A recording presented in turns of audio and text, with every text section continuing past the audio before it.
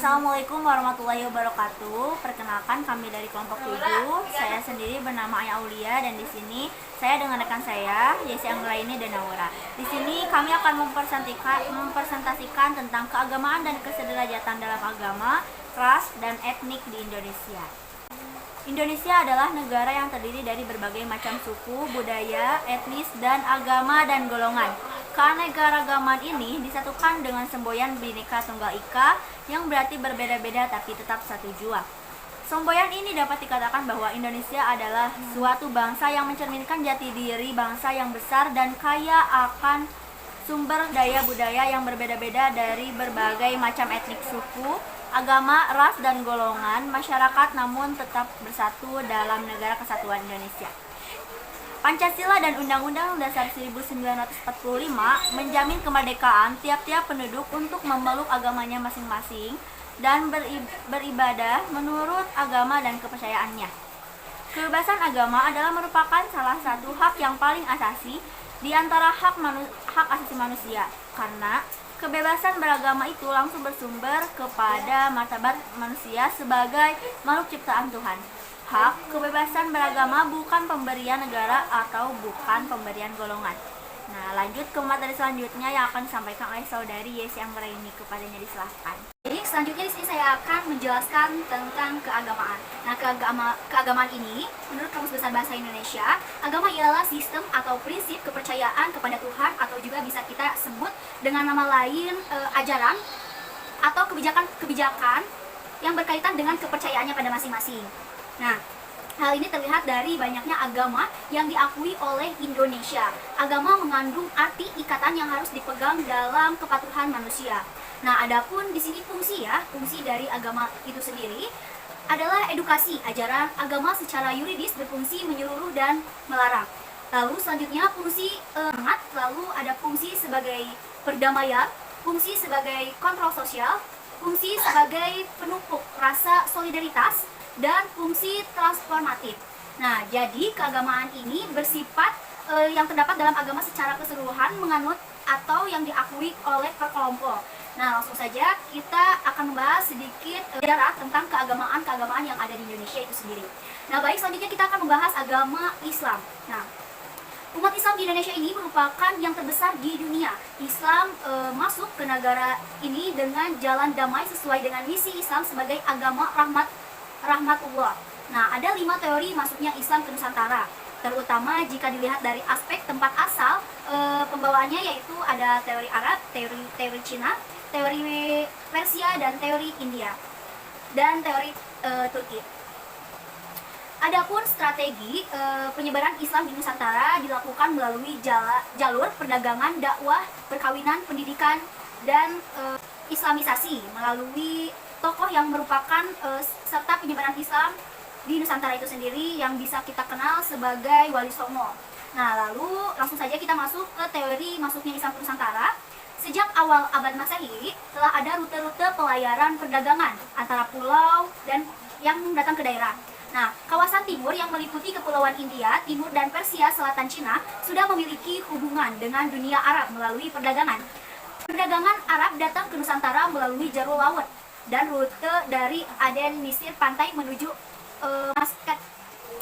Nah, lalu diperkaitkan bahwa Islam sudah masuk ke Nusantara sejak awal abad Hijriah, meskipun sifatnya masih dianut oleh bangsa asing dan belum ada pengakuan dari pribumi yang beragama Islam. Nah, jelasnya sejarah bagaimana Islam datang ke Indonesia itu melalui jalur laut ya. Lalu di sini kita langsung masuk ke teori Arab. Nah, teori Arab ini merupakan dibawa ke Nusantara ini langsung dari Arab pada abad ke-7 atau ke-8 Masehi. Nah, saat kerajaan Sriwijaya mengembangkan kekuasaan, tokoh-tokoh teori ini adalah Karizer, Liman, dan masih banyak lainnya. Nah, lalu berdasarkan catatan Tiongkok, saat ini datang seorang utusan dari Arab yang berangsur-angsur datang gitu ke Nusantara ini. Nah, lalu yang kedua itu ada teori Cina. Dalam teori ini menjelaskan bahwa etnis Cina Muslim sangat berperan dalam proses penyebaran agama Islam di Nusantara, seperti yang telah dijelaskan juga pada teori Arab. Nah, jadi hubungan Arab Muslim dan Cina sudah terjadi pada abad pertama Hijriah. Dengan demikian, Islam datang dari Arab Barat ke Nusantara dan ke Cina. Nah, melalui jalur perdagangan ya. Nah, selanjutnya kita ada teori Persia. Nah, teori Persia ini berbeda dengan teori-teori sebelumnya. Teori Persia ini lebih merajuk kepada aspek bahasa yang menunjukkan bahwa Islam telah masuk ke Nusantara dan bahasanya telah diserap, seperti kata abdas itu salat kan ya. Nah, itu bisa dibilang telah diserap oleh agama kita. Nah, terus ada kata hudu. Hudu juga masih kata lain. Jadi itu merupakan salah satu bukti telah datangnya Islam ke Nusantara ini. Nah, selanjutnya kita ada teori India. Teori ini menyatakan bahwa Islam datang ke Nusantara ini bukan langsung dari Arab, melainkan melalui India pada abad ke-13. Dalam teori ini disebut 5 tempat asal Islam di India, yaitu Gujarat, Kambar, Malabar. Terus selanjutnya ada teori Turki. Nah, teori Turki ini diajukan oleh Martin van Beers yang dikutip dalam Mughal Habdullah. Ia menjelaskan bahwa selain orang Arab dan Cina, Indonesia juga diislamkan oleh orang-orang dari Turki. Nah, di sini juga penyebaran agama Islam itu sama ya, melalui perdagangan dan perdagangan.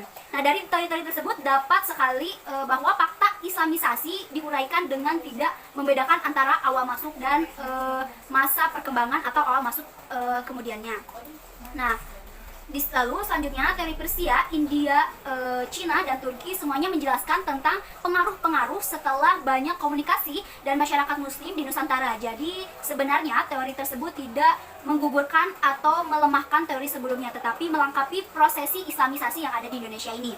Lalu strategi penyebaran Islam di Nusantara melalui jalur perdagangan yang sudah tadi saya sampaikan, lalu melalui jalur dakwah, lalu melalui jalur perkawinan, melalui jalur pendidikan, lalu melalui jalur kultural.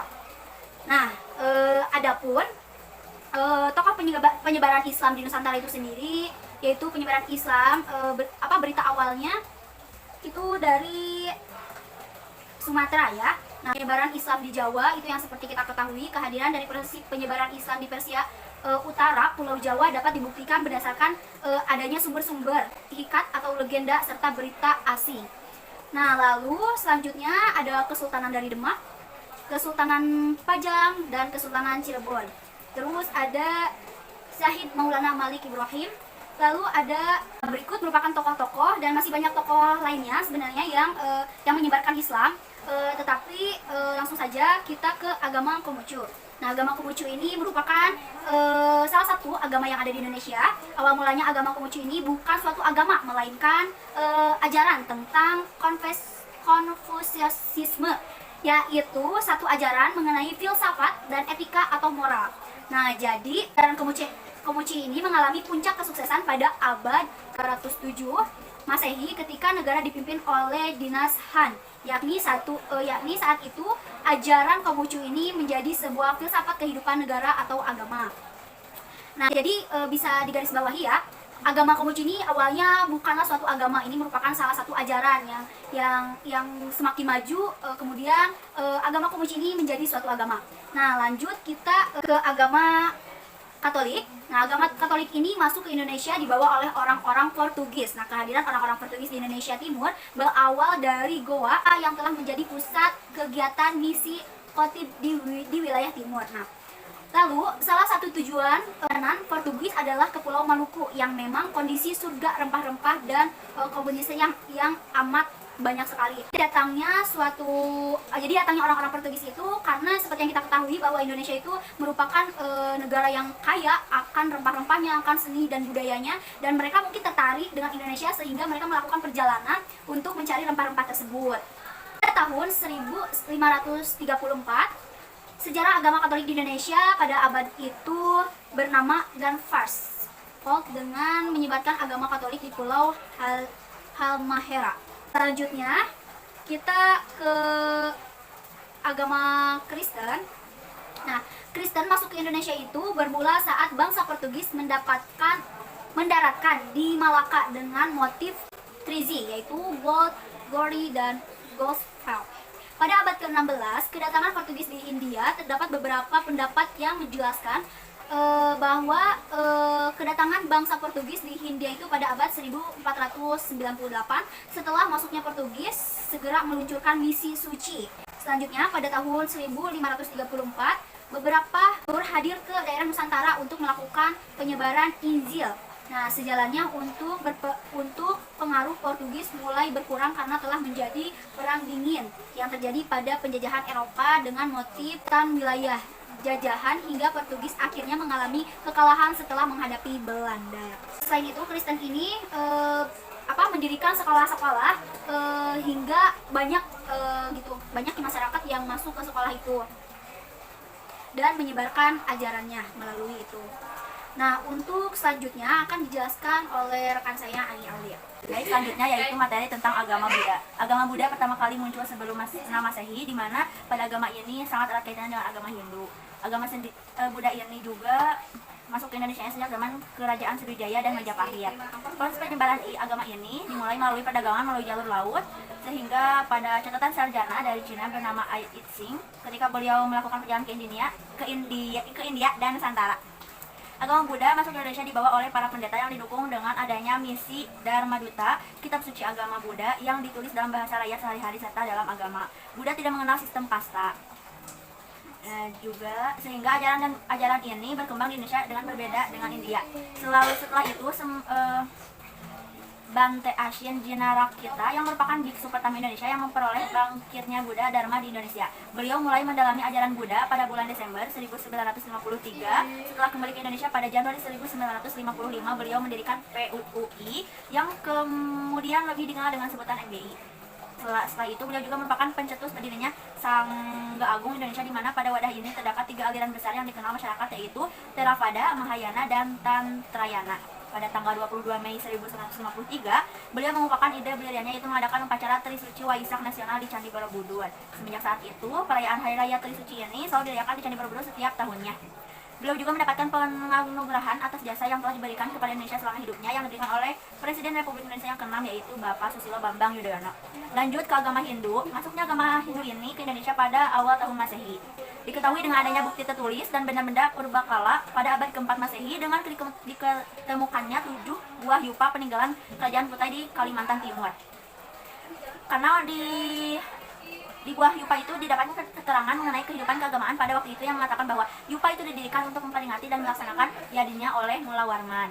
Masuknya agama Hindu ke Indonesia ini menimbulkan pembaharuan yang besar, seperti berakhirnya zaman prasejarah Indonesia, perubahan dari religi kuno ke dalam kehidupan beragama yang memuja Tuhan Yang Maha Esa. Lalu, bukti lain yang ditemukan di Jawa Barat adalah adanya perunggu di Cibuya yang menggunakan atribut Dewa Siwa dan diperkirakan dibuat pada masa Raja Tarumanegara. Berdasarkan data itu, maka jelas bahwa Raja Purnawarman adalah penganut agama Hindu dengan memuja Trimurti sebagai manifestasi dari Tuhan Yang Maha Esa. Baik, materi selanjutnya akan disampaikan oleh Saudari Naura. Kepadanya disilahkan. Selanjutnya, saya akan membahas mengenai kesederajatan. Kesederajatan sendiri berasal dari kata sederajat yang menurut Kamus Besar Bahasa Indonesia adalah sama tingkatan atau pangkat kedudukan. Menurut Eli dan kawan-kawan tahun 2006, kesederajatan adalah suatu kondisi yang di dalamnya terdapat perbedaan dan juga keragaman yang ada manusia tetap memiliki satu kedudukan yang sama dan satu hierarki. Dengan demikian, konteks kesederajatan ini merupakan suatu kondisi di mana dalam perbedaan dan juga keberagaman yang ada, manusia tetap memiliki kedudukan yang sama dan satu tingkatan. Dalam kesederajatan sendiri terdapat aspek, yaitu yang pertama agama dan juga keyakinan. Nah, agama mengandung arti sebagai ikatan yang harus dipegang dan juga dipatuhi oleh manusia. Ikatan yang dimaksud yaitu berasal dari suatu kekuatan yang lebih tinggi dan juga manusia sebagai kekuatan gaib yang tidak dapat dirangkap oleh panca indera, namun mempunyai pengaruh yang besar sekali terhadap kehidupan manusia sehari-hari menurut Harun Nasution halaman 10.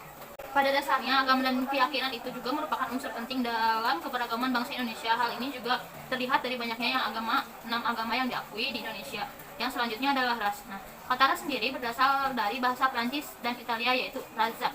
Pertama kali istilah ras ini diperkenalkan oleh Francois Bernier, antropologi Prancis, yang menggunakan gagasan tentang perbedaan manusia berdasarkan kategori dan juga atau karakteristik warna kulit dan juga bentuk wajah. Setelah itu, orang lain juga menetapkan hierarki manusia berdasarkan karakteristik fisik atau biologisnya. Yang selanjutnya adalah etnik atau suku bangsa. Menurut Koljatiningrat tahun 1990 menyatakan bahwa suku bangsa itu merupakan sebagai kelompok sosial atau kesatuan hidup manusia yang memiliki sistem interaksi yang ada karena kontinuitas dan rasa identitas yang mempersatukan semua anggotanya serta memiliki sistem kepemimpinan sendiri. Menurut F. Bart tahun 1988 menyatakan bahwa etnik adalah suatu kelompok masyarakat yang sebagian besar secara biologis itu mampu berkembang baik, berkembang biak dan juga bertahan, mempunyai nilai budaya, membentuk jaringan komunikasi dan interaksi sendiri, dan menentukan sendiri ciri kelompok yang diterima kelompok lain dan dapat dibedakan dari kelompok populasi lain. Keanekaragaman agama, ras, dan etnik sendiri ini bisa memunculkan kebudayaan yang ada di Indonesia. Jadi adanya keberagaman berdasarkan agama, ras, dan juga etnik ini dapat berdasarkan klasifikasi secara nasional bangsa Indonesia dan heterogen. Walaupun terdapat perbedaan antara agama, ras, etnik, dan atau suku bangsa, manusia tetap sederajat. Sekian pemaparan dari saya kembalikan kepada moderator. Oke, baik, untuk kesimpulannya, manusia di dalam hidupnya di samping selain sebagai makhluk Tuhan, makhluk individu juga merupakan makhluk sosial, di mana dalam kehidupannya dibebani tanggung jawab untuk melaksanakan keberagaman dan kesederajatan agar nantinya tidak terjadi dampak negatif dalam kehidupan negara. Negara Indonesia yang terdiri dari atas ribuan pulau dengan lebih kurang 240 juta penduduk yang menganut beberapa agama seperti Islam, Kristen Protestan, Kristen Katolik, Hindu, Buddha, dan Konghucu. Hendaki semua agama itu hidup tentram, rukun, dan saling menghormati. Dengan demikian, semua agama yang diakui di negara RI dapat bergerak dan berkembang dengan seleluasa. Dengan adanya keberagaman agama di Indonesia, manusia tetap memiliki kesederajatan yang sama, tidak saling membedakan. Mungkin hanya itu yang dapat kami sampaikan, kurang lebihnya mohon dimaafkan. Wassalamualaikum warahmatullahi wabarakatuh. Terima kasih.